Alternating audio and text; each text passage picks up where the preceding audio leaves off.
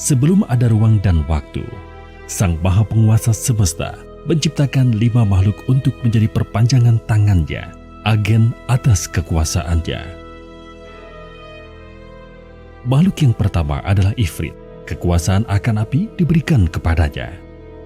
Makhluk yang kedua adalah Khidir, kekuasaan akan air diserahkan ke tangannya. Makhluk yang ketiga adalah Jibril, kekuasaan akan cahaya dianugerahkan kepadanya. Makhluk yang keempat adalah Adam, kekuasaan akan tanah dimandatkan dalam kedudukannya. Makhluk yang kelima adalah Eva, kekuasaan akan angin disatukan dengan inti keberadaannya. Mereka berlima adalah Nur Muhammad.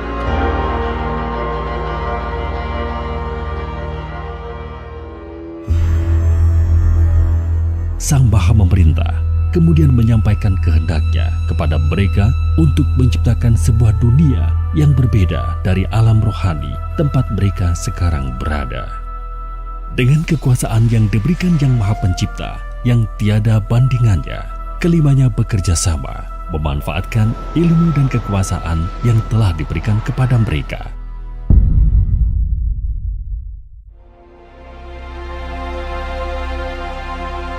Melalui dentuman dan berbagai macam kekuatan dan kekuasaan, terciptalah kosmos, alam semesta.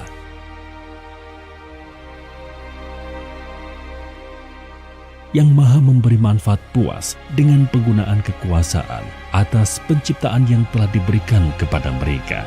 Yang Maha Bijaksana kemudian berpesan, mereka boleh melanjutkan penggunaan akan kekuasaan tersebut, tetapi jangan sekali-kali bermain-main dengan roh, esensi utama yang menyusun eksistensi mereka di alam rohani. Nur Muhammad mendengar dan menerima perintah tersebut.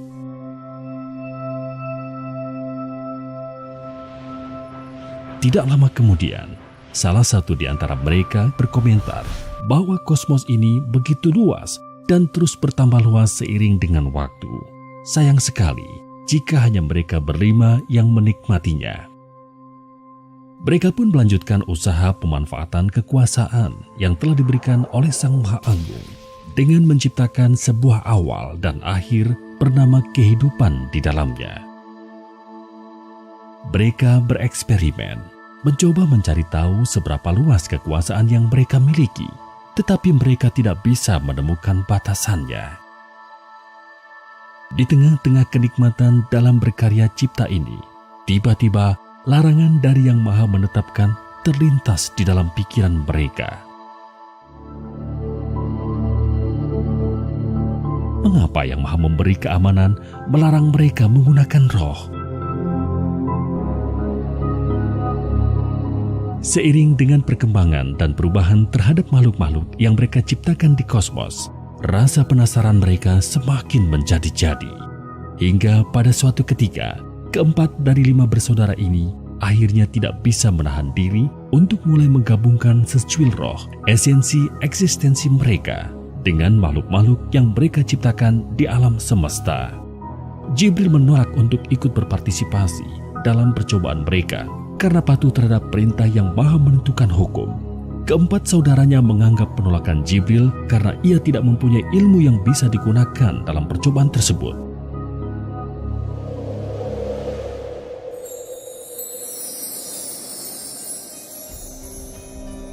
Setelah mencoba, mereka berempat sangat gembira mengetahui kombinasi 2 hal yang berasal dari 2 dunia yang berbeda, menciptakan makhluk-makhluk baru yang unik, berbeda dengan semua makhluk yang pernah mereka ciptakan sebelumnya. Mereka pun melanjutkan proses penciptaan alam semesta dengan melakukan berbagai macam eksperimen menggunakan roh mereka sendiri sebagai satu bahannya. Sang Maha mengetahui sadar akan hal ini. Jibril kemudian bertanya kepadanya, mengapa Yang Maha melihat membiarkan keempatnya melanggar peringatannya? Sang Maha menghendaki ingin menciptakan pemimpin atau khalifah di alam semesta. Jibril kembali bertanya, mengapa Sang Maha Bijaksana ingin mengisi alam semesta dengan makhluk yang tercipta dari kontradiksi dan dualitas tersebut? Bukankah mereka hanya akan saling menyakiti dan menghancurkan? Sang Maha Memuliakan makhluknya menjawab. Jawaban atas pertanyaan tersebut harus Jibril cari tahu sendiri. Ketika percobaan yang dilakukan oleh Ifrit, Khidir, Adam dan Eva hampir sempurna untuk menciptakan makhluk yang identik dengan karakteristik mereka, tiba-tiba Yang Maha Tinggi memanggil mereka semua untuk berkumpul, termasuk Jibril. Sang Maha menghitung segala sesuatu, kemudian memerintahkan mereka berempat yang sejatinya diciptakan sejajar untuk sujud kepada Adam. Mereka semua mematuhi perintah yang diberikan Sang Maha Kuasa, kecuali Ifrit. Ketika ditanya mengapa ia tidak mematuhi perintah Yang Maha Pengasuh, Ifrit menjawab, karena ia lebih mulia daripada Adam, karena ia diciptakan dari api, sementara Adam diciptakan dari tanah. Karena jawabannya tersebut, Ifrit pun diusir dari alam rohani untuk turun ke alam nyata.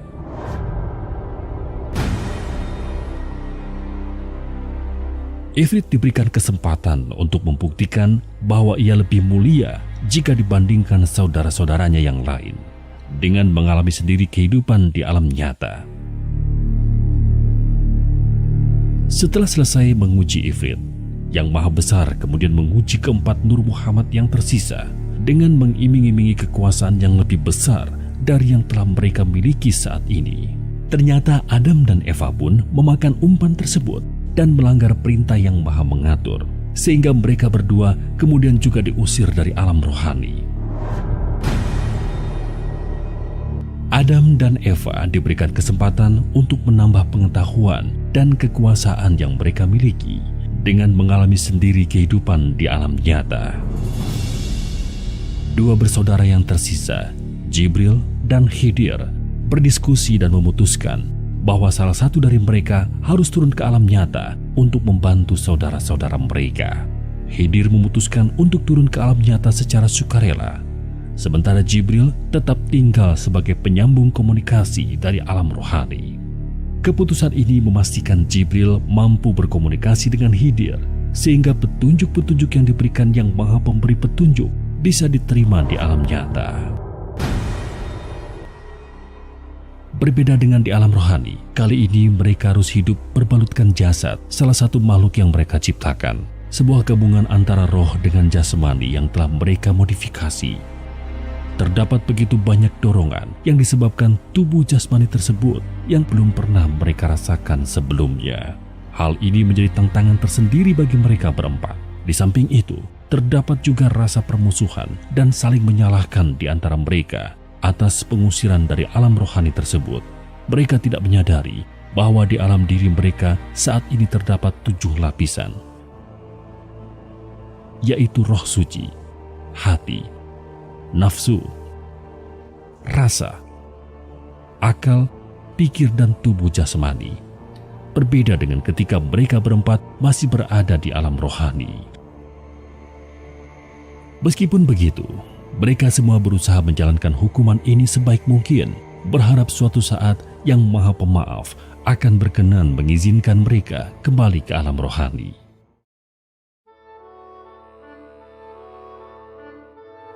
Setelah beberapa waktu, turunlah perintah dari Yang Maha Menyeimbangkan bahwa mereka harus berkembang biak dan mengisi alam nyata dengan anak-anak mereka. Pada awalnya, perintah tersebut tidak menjadi masalah bagi mereka. Secara perlahan-lahan namun pasti, mereka berhasil membimbing anak-anak mereka bagaimana cara bertahan hidup di dunia yang keras.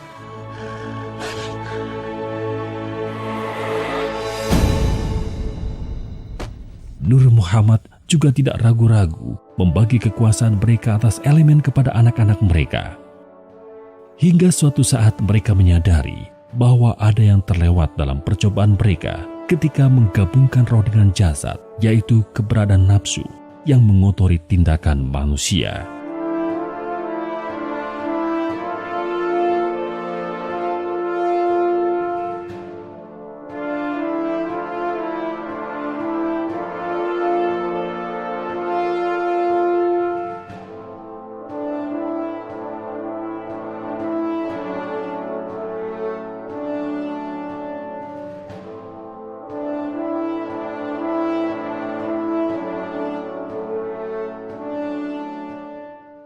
anak-anak mereka, makhluk yang mereka sebut manusia, memiliki kecenderungan untuk dikendalikan dorongan tubuh jasmani mereka daripada rohnya. Kemudian ketika jasadnya mati, rohnya terjebak di alam nyata yang tidak bisa kembali ke alam rohani. Namun yang telah meninggal tersangkut di antara dua dunia. Mereka tidak benar-benar berada di alam nyata karena tidak memiliki jasmani, namun mereka juga jelas-jelas tidak masuk ke alam rohani. Hal ini mengakibatkan seiring dengan waktu manusia semakin sulit dikendalikan karena jumlah mereka terus bertambah. Nur Muhammad yang berpengalaman menciptakan alam semesta dan isinya ternyata mengalami kesulitan dalam mengendalikan kecenderungan hewani anak-anak mereka. Menanggapi hal tersebut, masing-masing Nur Muhammad dengan cara mereka sendiri memodifikasi sebagian ruang dan waktu di alam nyata untuk menciptakan kantung-kantung dimensi sebagai tempat sementara bagi roh-roh tersebut. Elysium, Tartarus, Asphodel Field, Valhalla, Hell, Nilfgaard, Sheol, Olam Haba, Heaven, Hell, Paradise, Limbo, Jannah, Jahanam, serta berbagai macam bentuk kehidupan setelah kematian, surga, neraka, sebagai bentuk imbalan atau hukuman, atau tempat lain di antara keduanya, merupakan hasil kekuasaan yang dimiliki Nur Muhammad dalam usahanya mengendalikan roh-roh manusia yang terjebak di alam nyata. Tetapi hal ini hanyalah sebuah solusi jangka pendek yang tidak menyelesaikan permasalahan. Berbeda dengan Nur Muhammad, manusia tidak memiliki daya yang cukup untuk melihat dengan jelas kekuasaan yang Maha Pencipta dalam segala hal, termasuk keberadaan alam rohani yang sebenarnya. Oleh karena itulah, kantung-kantung dimensi di alam nyata, atau bisa juga disebut alam fana, pada akhirnya seringkali disalahpahami sebagai alam rohani yang sebenarnya.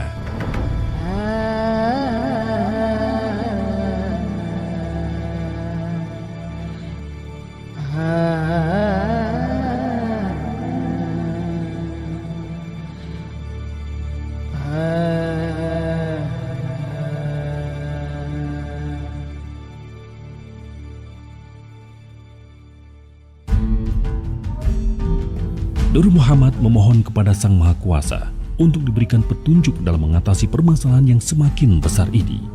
Melalui Jibril yang Maha Memelihara memberikan petunjuk pertama bahwa anak-anak mereka harus diperkenalkan kepada Sang Maha Pencipta. Nur Muhammad pun akhirnya memikirkan berbagai macam cara untuk melakukan hal tersebut.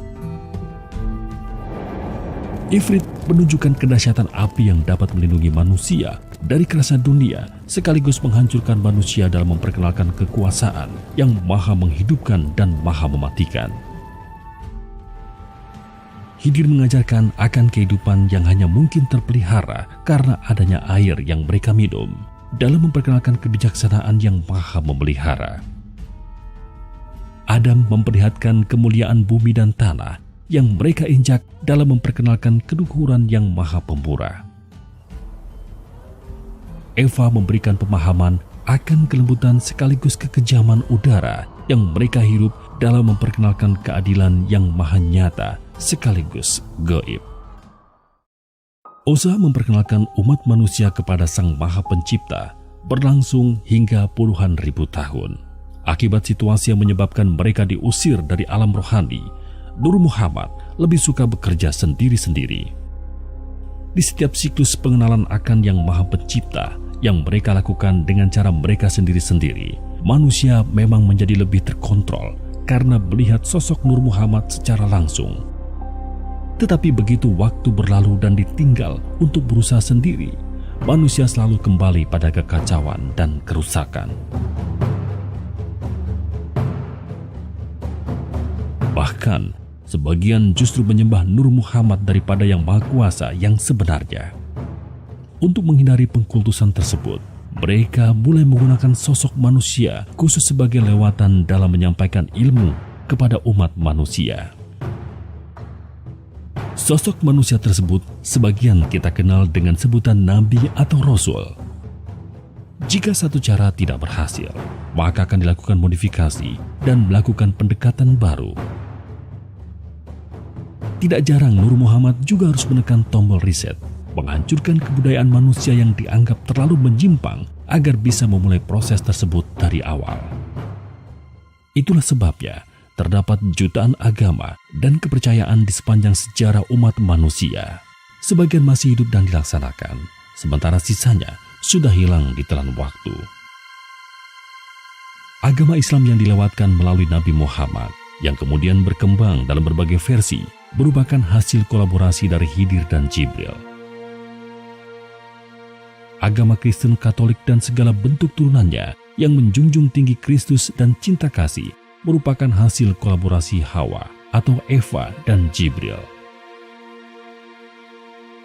Agama Hindu dan berbagai bentuk kejawen serta berbagai tradisi yang mengajarkan kemuliaan kepada manusia melalui cerita kepahlawanan merupakan hasil kolaborasi Adam dan Jibril.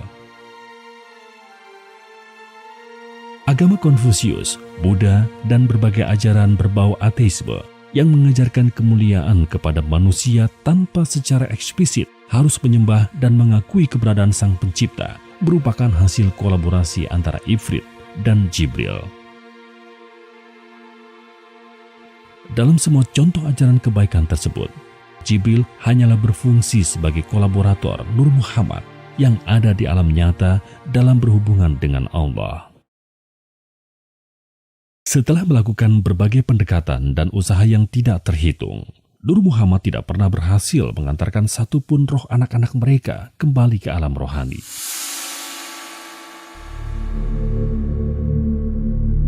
Sehingga mereka pun akhirnya berkumpul, bersama-sama melepaskan diri dan menghilang dari panggung alam nyata dan alam fana. Umat manusia, anak-anak mereka tinggalkan sendirian. Mereka berkonsentrasi dan bersujud bersama di hadapan Yang Maha Pemilik kebesaran dan kemuliaan, menyerah dan mengakui bahwa mereka tidak mampu menyelesaikan tantangan ini. Mereka sujud selama hampir 1000 tahun sebelum akhirnya Yang Maha Bercahaya memberikan petunjuknya. Bahwa agar manusia bisa mengalahkan kecenderungan yang ada di dalam dirinya sendiri, yaitu nafsu, dan agar bisa benar-benar menjadi pemimpin di alam semesta, mereka membutuhkan pertolongan berupa utusan dari alam rohani, yaitu Malaikat Muqarrabin. Malaikat Muqarrabin adalah pancaran sinar dari Jibril, atau bisa disebut juga anak-anak Jibril, sebagaimana fitrah umat manusia merupakan anak-anak Nur Muhammad. Saat itulah Ifrit, Khidir, Adam, dan Eva baru sadar bahwa selama ini ilmu yang berusaha mereka cari-cari mengenai roh ternyata diberikan Yang Maha Kuasa kepada Jibril.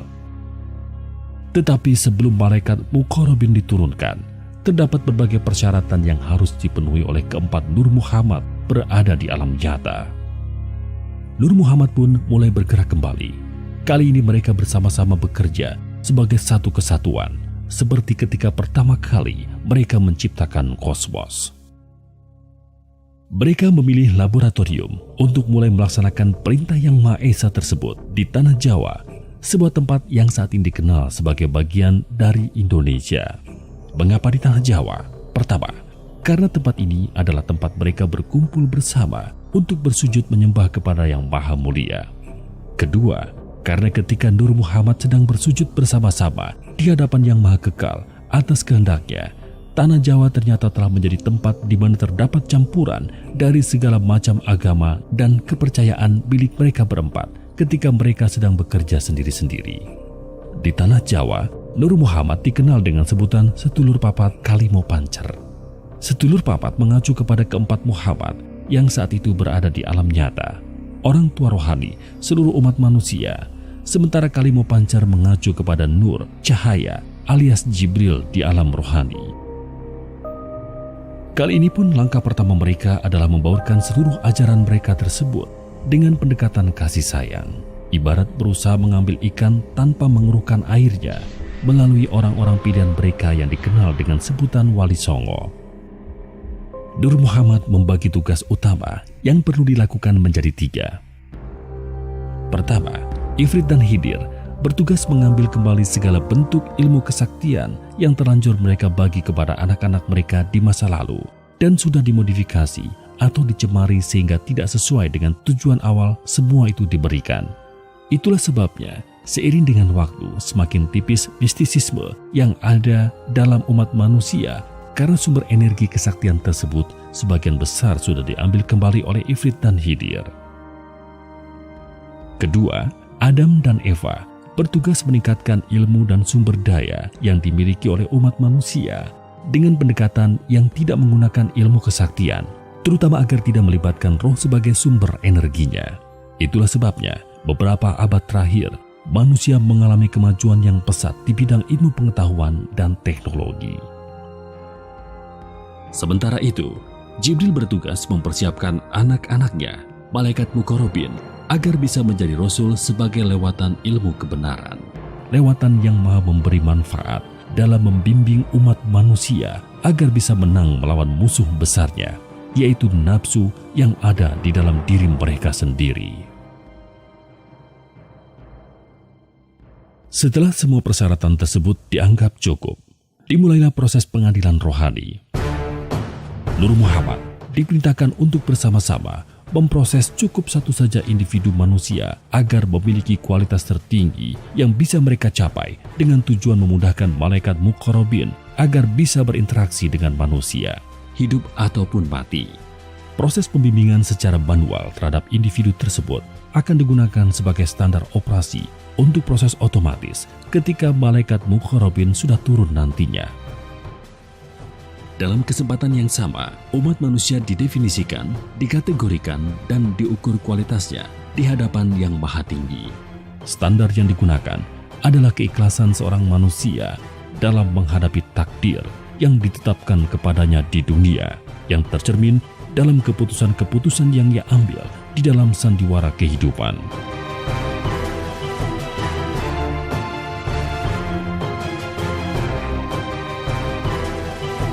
Semakin tinggi kualitas keimanan manusia di hadapan Yang Maha Esa, semakin banyak dan berkualitas malaikat Muqarrabin yang diutus untuk membimbingnya.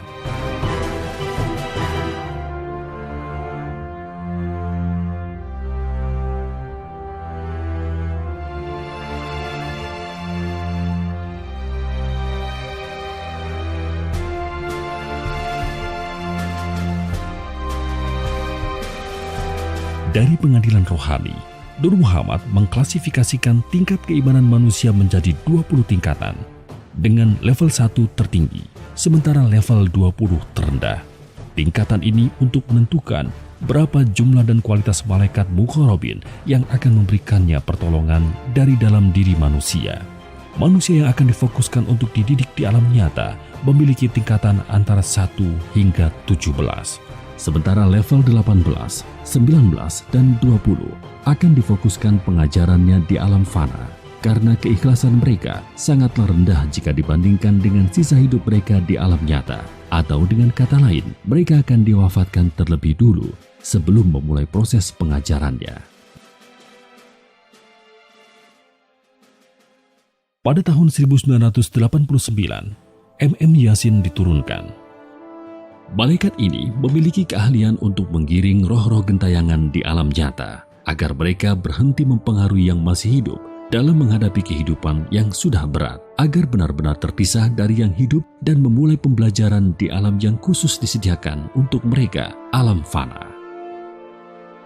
Pada tahun 1999 MM Nurani diturunkan. Malaikat ini bertugas melanjutkan usaha Ifrit dan Hidir dalam mengambil kembali ilmu-ilmu Nur Muhammad yang tidak bermanfaat dan atau telah digunakan oleh manusia untuk hal-hal yang tidak bermanfaat dengan menggunakan pendekatan kasih sayang tanpa adanya pemaksaan. MM Nurani kemudian mengembalikan ilmu-ilmu tersebut kepada Nur Muhammad. Dalam mengerjakan tugasnya, MM Nurani berkolaborasi dengan MM Yasin. Pada tahun 2005, MM Lumah diturunkan.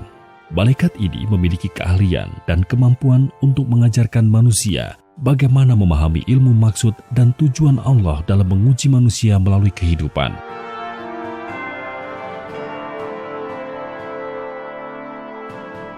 Agar manusia mampu sadar untuk berusaha sebaik mungkin dalam menghadapinya, agar lulus ujian kehidupan tersebut. Kelulusan atas ujian kehidupan merupakan modal utama manusia agar segala tindakannya bisa dilakukan dengan niat hanya karena Allah sehingga pada akhirnya akan mampu berakhlak mulia yang sebenarnya. Sebagaimana tujuan awal manusia diciptakan, menjadi pemimpin bagi alam semesta.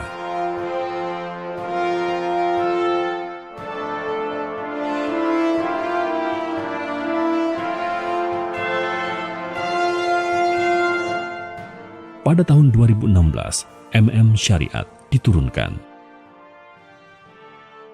Malaikat ini memiliki energi dan keahlian untuk menggerakkan manusia agar mampu hijrah dari kecenderungan untuk berbuat baik dan buruk yang sifatnya relatif di hadapan sesama manusia, menjadi kecenderungan untuk berbuat benar yang sifatnya absolut di hadapan Yang Maha Mulia.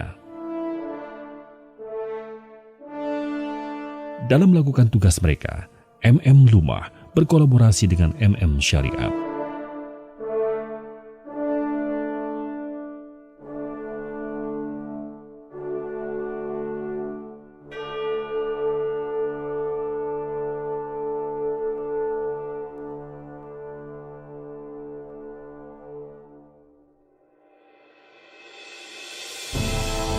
Semua agama dan ilmu apapun juga yang dimiliki manusia bersumber dari Yang Maha Kuasa melalui Nur Muhammad. Sekarang Nur Muhammad pula lah yang akan menyatukan semua itu menjadi agama Allah. Agama Allah adalah ilmu yang mengajarkan manusia agar mampu berserah diri kepada Allah secara benar, yang hanya bisa dilakukan ketika manusianya mampu mengalahkan nafsu di dalam dirinya sendiri. Atau dengan kata lain, bukannya diperbudak nafsu, hati dan tindakannya bisa berada di bawah kendali fitrah. Secara syariatnya, agama Allah menggunakan ajaran Islam karena malaikat muqarrabin dididik di alam rohani dengan cara Islam. Tetapi Islam kendali fitrah, bukan Islam kendali nafsu.